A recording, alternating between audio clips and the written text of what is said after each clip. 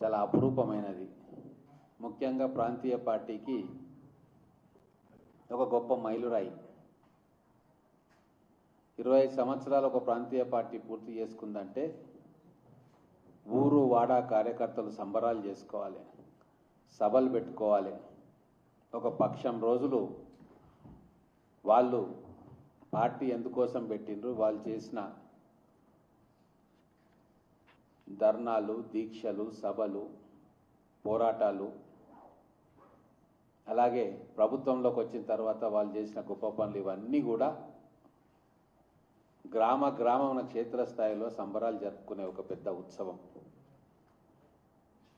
మరి అట్లా సంబరాలు జరుపుకోవాల్సిన తరుణంలో కేవలం పార్టీ ఆఫీసులో ముఖ్యమైన నాయకులను పిలుచుకొని తూతూ మంత్రంగా జరుపుకుంటున్నారంటేనే తెలంగాణ ప్రజలకు, రాజకీయ విశ్లేషకులకు, పండితులకు అర్థమైపోతుంది బీఆర్ఎస్ పార్టీ ఎంత ఆత్మరక్షణలో పడిందో, ఉనికికే ప్రమాదం ఉంది అన్న సంగతి గుర్తించారు. కాబట్టే కేసీఆర్ గారు తెలంగాణ భవన్కి వచ్చి ప్రజలను దారి మళ్లించే ప్రయత్నం చేస్తూ ఉన్నారు. కనీసం ఉత్సవాలు జరుపుకునే పరిస్థితిలో కూడా కార్యకర్తలు లేరన్న విషయం ఆయనకు గుర్తొచ్చింది. కుటుంబంలో కలహాలు, కేసీఆర్ అసెంబ్లీకి రాకపోవడం, ఎక్కడ కూడా ప్రజలకు సంబంధించిన అంశాన్ని తీసుకోకపోవడం, ఎమ్మెల్యేలు పార్టీ పట్ల పట్టనట్టు ఉండడం, నియోజకవర్గాలకు పోకపోవడం, వాళ్ళ వ్యాపారాల్లో మునిగి తేలుతుండడం, వర్కింగ్ ప్రెసిడెంట్ కేవలం ట్విట్టర్ల మీద రాజకీయ మనుగడ సాగిస్తుండడం, మిగతా ముఖ్య నాయకులు ఎవ్వరు కూడా ప్రెస్ మీట్లు పెట్టి ప్రెస్ ముందుకు రాకపోవడం, ఇవన్నీ దేనికి సంకేతాలంటే బీఆర్ఎస్ పార్టీ నిర్వీర్యం అయిపోయింది. ఒక పొలిటికల్ పార్టీగా దానికి ఇంకా చేయడానికి తెలంగాణ ప్రజాక్షేత్రంలో ఏమీ లేదు అని చెప్పి వాళ్ళ కార్యకర్తలు, నాయకులు అనుకుంటున్నారు. దానికి 25 సంవత్సరాల రజతోత్సవ కార్యక్రమంలో బీఆర్ఎస్ పార్టీ దాన్ని జరుపుకుంటున్న తీరు మనకు అర్థమైపోయింది. కవిత గారు పార్టీ పెట్టి ఎన్నో ప్రశ్నలు కేసీఆర్కు, కేసీఆర్ కుటుంబానికి, వారి పరిపాలన మీద సంధించారు. దానికి ఒక్కరు కూడా జవాబు చెప్పలే. కనీసం కేసీఆర్ అన్న వచ్చి జవాబులు చెప్తాడేమో అని అనుకుంటే దాని మీద ఒక్క మాట కూడా మాట్లాడలేదంటే ఎంత భయాందోళనలో వాళ్ళు ఉన్నారు, నిర్లిప్తత ఎంతగా ఆవరించిందనే దానికి ఇదే తార్కాణం. వ్యవస్థలు నిర్వీర్యం అయిపోయినాయని చెప్పి కేసీఆర్ గారు మాట్లాడిండ్రు. 2.5 సంవత్సరాలు కూడా పూర్తి కాలేదు కాంగ్రెస్ ప్రభుత్వం వచ్చి, ప్రజాపాలన ప్రభుత్వం వచ్చి. 2.5 సంవత్సరాలనే వ్యవస్థలన్నీ నిర్వీర్యం అయిపోయినాయి. ఇక ప్రజలు ఎదురు చూస్తున్నారు కేసీఆర్ను మళ్ళీ సీఎం చేయనీకి అని చెప్పి సొంత డబ్బా కొట్టుకోవడానికి వాళ్ళ మీటింగ్ ఉపయోగపడ్డది. అంతేగాని ఆత్మవిమర్శ చేసుకోవడం, కార్యకర్తలో నైతిక స్థైర్యాన్ని నింపుకోవడం, ప్రజాక్షేత్రంలో ఏం కార్యక్రమాలు తీసుకుంటామని చెప్పి ఒక కార్యాచరణను పెట్టడం, ఇవేవి కూడా ఆయన చేయలేకపోయినారు. వ్యవస్థల నిర్వీర్యం గురించి కేసీఆర్ మాట్లాడడం అనేది దయ్యాలు వేదాలు వదిలించినట్టు. 9.5 ఏళ్ల పాలనలో మొత్తం వ్యవస్థలను నిర్వీర్యం చేసిన ఘనత కేసీఆర్. రెవెన్యూ వ్యవస్థను నిర్వీర్యం చేసిండు. ధరణి ఒక పోర్టల్ను తీసుకొచ్చి దాని ద్వారా లక్షల మంది రైతుల ఉసురు పోసుకున్నాడు. వేల ఎకరాల భూములను తమ వాళ్ళకు అప్పచెప్పుకున్నారు. ఎన్నో ప్రభుత్వ భూములు మాయమైపోయినాయి. బెదిరించి లిటిగేషన్లో ఉన్న భూములను వాళ్ళ మీద చేసుకొని వేల కోట్ల రూపాయలు ఆర్జించుకోవడానికి ఉపయోగపడ్డది. ఎన్నో సంవత్సరాలుగా ఉన్న విఆర్ఓ వ్యవస్థను రద్దు చేసిండు. అలాగే విలేజ్ రెవెన్యూ అసిస్టెంట్లను వాళ్ళను కూడా ఆ వ్యవస్థను కూడా తీసేసి వాళ్ళను వేరే డిపార్ట్మెంట్లోకి పంపించిండు. ఇట్లా రెవెన్యూ వ్యవస్థ మొత్తాన్ని నిర్వీర్యం చేసిండు. అలాగే పోలీసు వ్యవస్థ, పోలీసులు ఉన్నది కేవలం పార్టీ కార్యకర్తలుగా మిగతా పార్టీల నాయకులను బెదిరించి పార్టీల్లోకి చేర్పించుకోవడం, గ్రామాల్లో పోలీస్ స్టేషన్లను పార్టీ ఆఫీసులుగా మార్చి పోలీసులందరినీ కూడా ఇబ్బంది పెట్టి ప్రజలను ఒక భయాందోళన గురి చేసి మొత్తం 9.5 సంవత్సరాల్లో నిఘా నీడలో మొత్తం తెలంగాణను పెట్టి ప్రజలకు ఒక రాక్షస పాలన అందించి వ్యవస్థను నిర్వీర్యం చేసిన సంగతి ఒకసారి కేసీఆర్ గుర్తుపెట్టుకోవాలి. అలాగే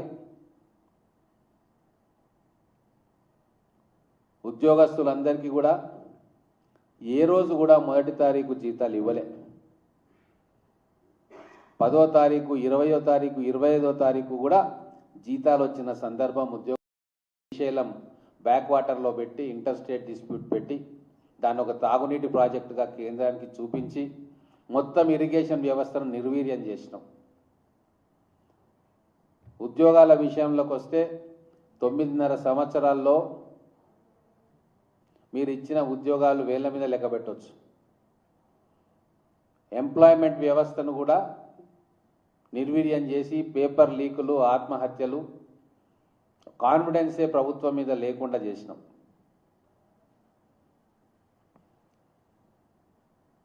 అలాగే పెన్షన్స్, ఉద్యోగస్తుల రిటైర్మెంట్ పద్ధతి ప్రకారం జరిగేది.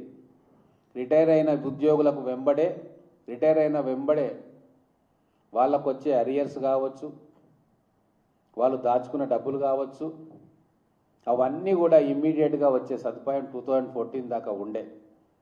నీ పాలనలో మొత్తం నిర్వీర్యం అయిపోయి వాళ్లకు రిటైర్మెంట్ బెనిఫిట్స్ ఇవ్వలేని పరిస్థితిలో ఉన్నామని తెలుసుకొని రిటైర్మెంట్ ఏజ్ను కూడా పెంచి 17,000 మంది ఉద్యోగస్తులు రిటైర్ కాకుండా ఆపి వాళ్ళకు బెనిఫిట్స్ ఇవ్వాల్సి వస్తుంది. ఖజానా ఖాళీ చేసినా కాబట్టి వాళ్ళకు ఎక్స్టెండ్ చేసి టైంపాస్ చేసుకుందామని చెప్పి ఆ వ్యవస్థను కూడా నిర్వీర్యం చేస్తే 8,000 కోట్ల రూపాయల బకాయిలు ఈ ప్రభుత్వం మీద పడ్డాయి.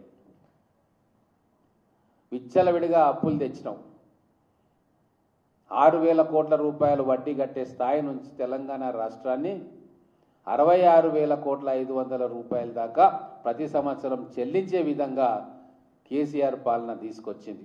ఆ వ్యవస్థను కూడా రీపేమెంట్ వ్యవస్థ అంటే లోన్స్ తీసుకోవడము మళ్ళీ రీపే చేయడం, ఆ వ్యవస్థను మొత్తం కూడా నిర్వీర్యం చేసి పడేసినాం.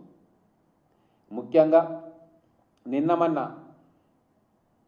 ఆర్టీసీ సమ్మె జరిగితే మొత్తం ముఖ్యమంత్రి గారు, మంత్రులు, ఉప ముఖ్యమంత్రి అందరూ కూర్చొని వాళ్ళతో పిలిచి మాట్లాడి సామరస్య ధోరణిలో ఆ సమస్యను అతి తొందరలో పరిష్కారం చేసి ప్రజలకు ఊరట కల్పించింది మా ప్రభుత్వం. కానీ నీ అప్పుడు ఆర్టీసీ సమ్మె జరిగితే నువ్వు బెదిరించినావు, కేసులు పెట్టించినావు. 52 రోజుల దాకా ఆ సమ్మె జరిగింది. 30 మంది ఆర్టీసీ కార్మికులు చనిపోయినరు. వాళ్ళకు తీరని నష్టం జరిగింది. బెదిరించి దారిలోకి తెచ్చుకోవాలనుకున్నావు తప్ప వాళ్ళతో మాట్లాడి సమస్యలను పరిష్కారం చేయాలని అనుకోలే. కానీ మా ప్రభుత్వం ఇమ్మీడియట్గా అందరితో మాట్లాడింది.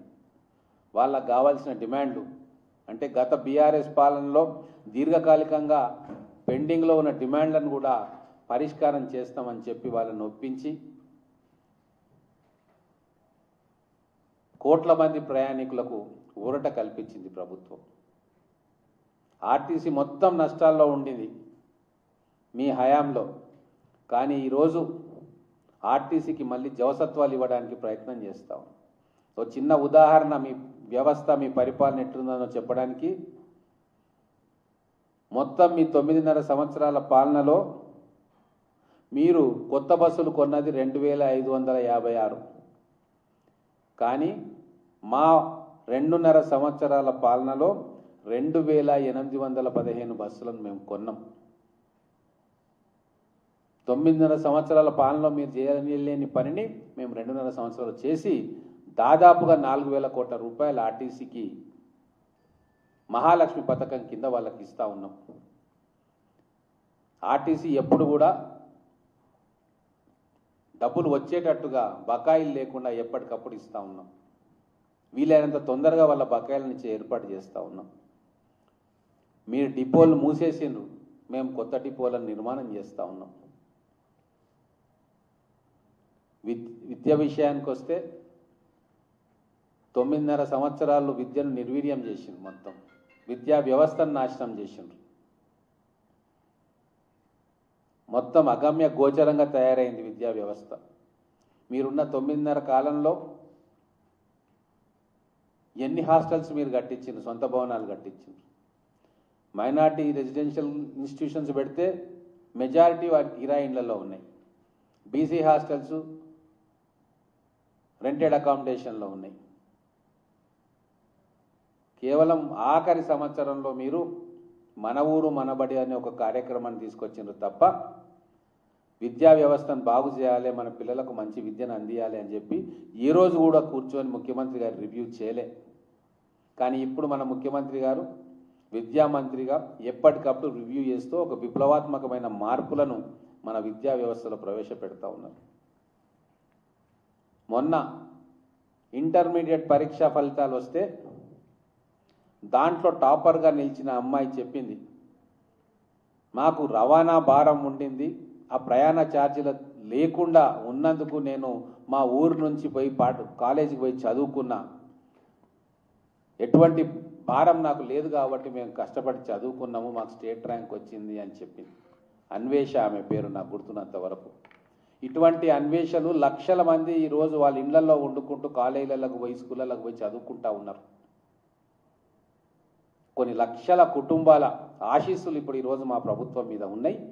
కానీ మీరు మాత్రం ఈ 9.5 సంవత్సరాలలో విద్యా వ్యవస్థను నిర్వీర్యం చేసిండ్రు. సెట్విన్ సంస్థను నిర్వీర్యం చేసిండ్రు. ఈరోజు దాన్ని పునరుద్ధరించే ప్రయత్నం చేస్తూ ఉన్నాం. ఐటీఐల ఊసే లేదు మీ 9.5 ఏళ్ల పాలనలో. కానీ ఈరోజు ఆ ఐటీఐలను అడ్వాన్స్డ్ టెక్నాలజీ సెంటర్గా మార్చి టాటా ప్రాజెక్ట్స్ తోటి టైఅప్ చేసుకొని ఒక్కొక్క దానికి 64 కోట్ల రూపాయలు పెట్టి ఈరోజు వేల మంది పిల్లలకి ఇంటర్నేషనల్ స్టాండర్డ్స్ తోటి వాళ్ళకి స్కిల్ డెవలప్మెంట్ చేస్తూ ఉన్నాం. కొత్త కొత్త కోర్సులల్లో ఇమ్మీడియట్గా కోర్సు కాగానే వాళ్ళకు ఉద్యోగాలు వచ్చేటట్టుగా అవే మల్టీనేషనల్ కంపెనీస్ వాళ్ళకు ఉద్యోగాలు ఇచ్చేటట్టుగా ఏర్పాటు చేసుకుంటా ఉన్నాం. కొన్ని వేల మందికి టామ్కామ్లో శిక్షణ ఇచ్చి జపనీస్, కొరియన్ భాష, జర్మన్ భాష నేర్పించి వాళ్ళకు ఉద్యోగాలు ఇప్పిస్తూ ఉన్నాం. మొత్తం విద్యా వ్యవస్థను మళ్ళీ పట్టాలెక్కించే ప్రయత్నం మేము చేస్తే 9.5 సంవత్సరాల్లో దాన్ని పండబెట్టి నిర్వీర్యం చేసే పనిని మీరు చేసిండ్రు. అలాగే రైతుల గురించి మాట్లాడితే అసలు ఏ ముఖం పెట్టుకొని రైతుల గురించి కేసీఆర్ మాట్లాడిండో అర్థం కావట్లేదు. రుణమాఫీ 4 విడతలుగా మీరు ఇచ్చిండ్రు, 4 సంవత్సరాలు. అది కూడా ₹1,00,000 రుణమాఫీయే. చేసిన రుణమాఫీ వడ్డీలకు సరిపోలేదని చెప్పి రైతులు రోడ్లెక్కి నిరసన చేసిన విషయం మీకు తెలుసు. కానీ మేము రాగానే మొదటి సంవత్సరంలోనే 25 లక్షల కుటుంబాలకు రుణమాఫీ చేసినాం. 20,000 కోట్ల రూపాయలు ఏకబిగిన రుణమాఫీకి రైతుల కోసం ఇచ్చినాం. రైతు భరోసాను కూడా మీరు ఇచ్చిన దానికంటే మేము పెంచి ఇస్తూ ఉన్నాం. వడ్లకు బోనస్ ఇస్తూ ఉన్నాం. దాదాపుగా 3,300 కోట్ల రూపాయలు బోనస్కి ఇచ్చినాం. వరి వేస్తే ఉరి అని మీరన్నారు. మీ ఇష్టం ఉన్న పంట మీరు వేసుకోండి, మీకు కావాల్సిన అన్ని వసతులు మేము ఇస్తాము, సౌకర్యాలు కల్పిస్తామని చెప్పి మీరు అంటున్నాం.